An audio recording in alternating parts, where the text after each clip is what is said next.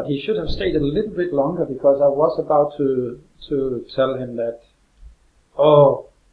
every time I tried to get in, you got him out of it. I would have said it's like, we know this is an exclusive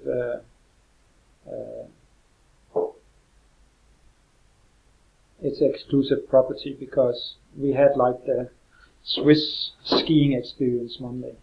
I keep telling you, but you're lucky if you're not having to wear any coats for the whole duration. Yeah. You know why?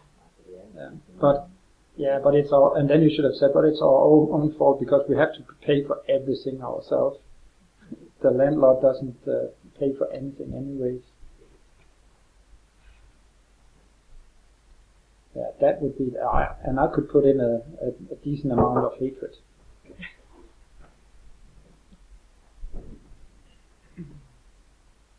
Right, Vinit?